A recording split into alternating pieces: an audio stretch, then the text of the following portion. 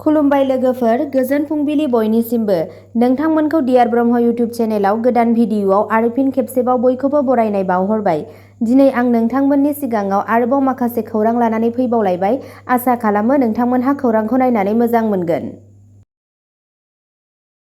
दिनैनि गिबि खौराङावनो दङ अदालगुरि फरायसालिमानि गोदानै लुजानाय बिजाब बाख्रि बिल्डिंखौ बेखेवना होबाय सिएम प्रमद बर'आ। मानगोनां गाहाय मावफुं सोद्रोमा श्री प्रमद बर'आ मैया उदालगुरि फरायसालिमायाव गोदानै लुजानाय बिजाब बाख्रि नमाखौ बेखेवना होयो।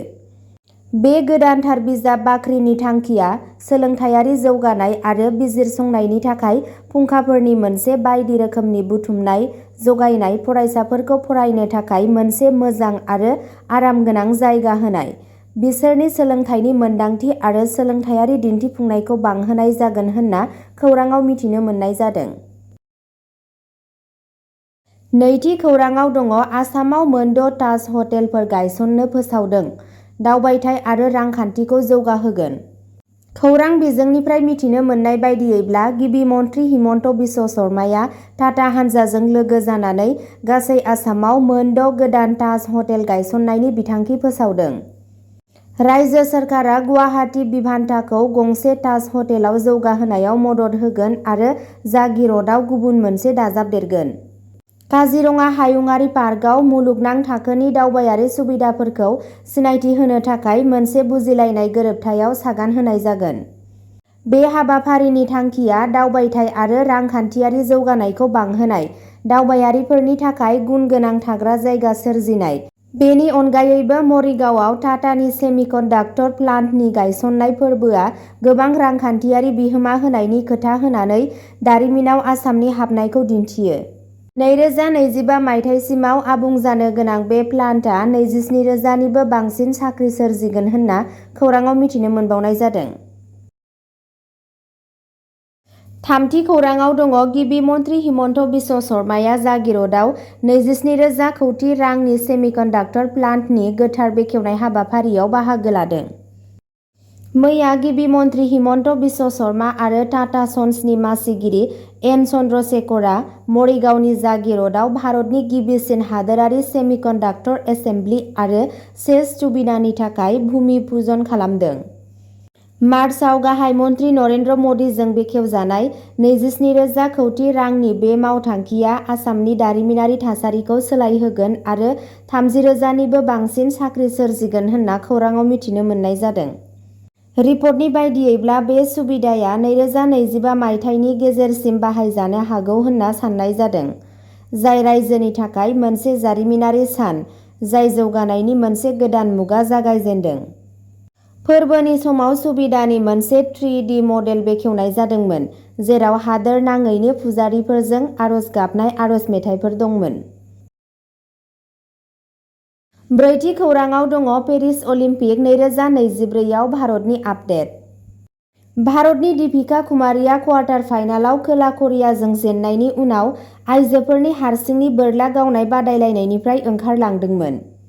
बे समावनो मनु भाकरआ आइजोफोरनि 25 मिटार पिस्टल फाइनालाव ब्रैथि मासि आवग्रिनो हादोंमोन, जाय मेडेलनिफ्राय एसेयावनो गोमादोंमोन। भारतआ आथिखालाव मोन 3 ब्रन्जनि मेडेलजों 50 थि थावनियाव दं। चाइना हादरा मोन 35 मेडेलजों सेथि जायगायाव दं। बाथि खौराङाव दङ आसाम सनितपुरनि राङापारायाव मोब्लिब बोगथाबजानानै सासे मावदांसानि जिउ खहा, दावराव-दावसि। राङापारायाव दुखुनांथाव जाथाय, डिउटियाव मोब्लिब बोगथाबजानानै जिउ गोमायो लाइमोन मावदांसाया। खौरां बिजोंनिफ्राय मिथिनो मोननाय बायदियैब्ला सासे 22 बोसोर बैसोनि मावदांसा सुरज धनवारआ दि बारिश इन्जिनियारिं अबजारभारआव डिउटियाव थानाय समाव मोब्लिब बोगथाबजानानै दुखुनांथाव जोबनायाव मोगा-मोगि जायो। गोख्रै फाहामथाय होसेयावबो धनवारआ तेजपुर देहा फाहामसालियाव थैदोंमोन। बे जाथाया रागा जोंखांहोदों। बिथांनि नखरा मावसाफोरनि रैखाथिनि फारसे कम्पानिनि सांग्रांथि गैयैनि अजद होदों। राङापारा पुलिसआ जाब्रबथायनि सायाव नायबिजिरनायखौ जागायदों। बे दुखुनांथाव जाथाया खामानि मावग्रा थावनिफोराव साबसिन मावसाफोरनि रैखाथि मानथाखो आरो गोख्रों रैखाथि राहाफोरनि गोनांथिखौ दिन्थियो।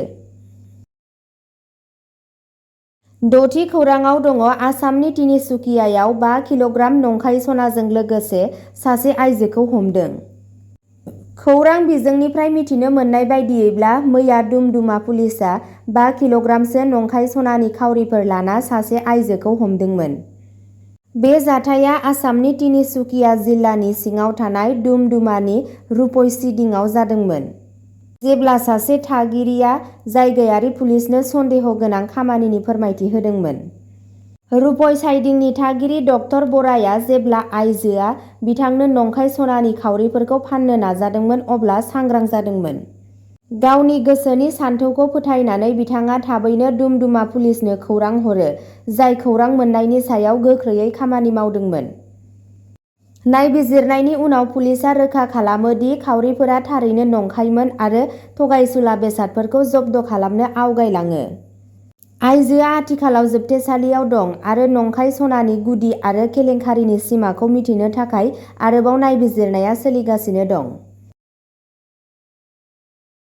स्निथि खौराङाव दङ पद्मा विभूषण भारतनाट्यम आइकन यामिनी कृष्णामुर्तिया 84 बोसोर बैसोआव रुंसारि जाबाय। खौरां बिजोंनिफ्राय मिथिनो मोननाय बायदियैब्ला मुंदांखा भारतारि क्लासिकेल मोसागिरि डक्टर यामिनी कृष्णामुर्तिया रबिबाराव 84 बोसोर बैसोआव रुंसारि जायो। पद्मश्री बान्था मोनगिरि बिथांजोआ भारतनाट्यम आरो कुचिपुड़ीनि सासे रोंग'सारमोन आरो ओडिशायावबो सोलोंथाइ लादोंमोन। इं 1940 मायथाइयाव जोनोम मोननाय डक्टर कृष्णामुर्तिया इं 1957 मायथाइयाव आगान होजेनदोंमोन आरो इं 1990 मायथाइयाव दिल्लीयाव यामिनी स्कुल अफ डान्स गायसनदोंमोन। बिथांजोआ क्लासिकेल मोसानायाव बिथांनि बिहोमानि थाखाय पद्म भूषण आरो पद्म विभूषणजों लोगोसे गोबां बान्थाफोर मोननो हादोंमोन। बिथांनि उनमोनथाइया मोसाग्रा आरो आरिमु गोसो गुदुं सुबुंफोरनि इयुन जोलैफोरखौ थुलुंगा होबाय थागोन। 8थि खौराङाव दङ बिटिआरनि सिएम प्रमद बर'आ लाइमोनफोरखौ गोहो होनो थाखाय हाबाफारि जागायदों। बड'लेण्ड टेरिटरियेल ओनसोलनि लाइमोनफोरखौ गोहो होनायनि फारसे मोनसे मख'जाथाव आगानजों मानगोनां गाहाय मावफुं सोद्रोमा श्री प्रमद बर'आ दिनै मोननै गाहाय हाबाफारिखौ बेखेवना होयो। गिबियाव बिथाङा लाइमोनफोरनो रोंगौथि जौगाथाय फोरोंथाय होनायनि थांखिजों उदालगुरिनि सापेखायथियाव बड'लेण्ड डेभेलपमेन्ट फाउन्डेसन भकेसनेल इनस्टिटिउटखौ बेखेवदोंमोन।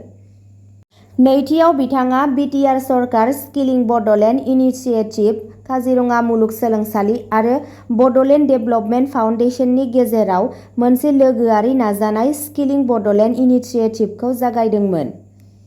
बे हाबाफारिया लाइमोनफोरखौ साख्रियाव थिसननो हानाय रोंगौथिजों सुजुनो थाखाय अट'मबाइल बिरोंदामिन, मोब्लिबारि खान्थि आरो अरायथा जिउ राहाजों लोगोसे गुबुन गुबुन बिथिङाव हाबायारि फोरोंथाय होगोन होनना सुलुंनिफ्राय मिथिनो मोननाय जादों। बे फालिथायाव नुजाथिनाय गेदेमा सुबुंफोरनि मादाव दंमोन लेङाइ सिएम गबिन्द चन्द्र बसुमतारी, इउनिसेफनि डक्टर मधुलिका जनाथन आरो काजिरङा मुलुगसोलोंसालि आरो सेल्क' फाउन्डेसननि थान्दैफोर। अब्ला दिनैनि खौराङा एसेनोसै। नोंथांमोनहा बेबादिनो सानफ्रोमबोनि गोदान गोदान खौरां मिथिनो थाखाय चेनेलखौ साबस्क्राइब खालामनानै लादो आरो भिडिअखौ नायनानै मोजां मोनदोंब्ला अन्नानै लाइक, शेयार आरो कमेन्टबो खालामनानै होदो।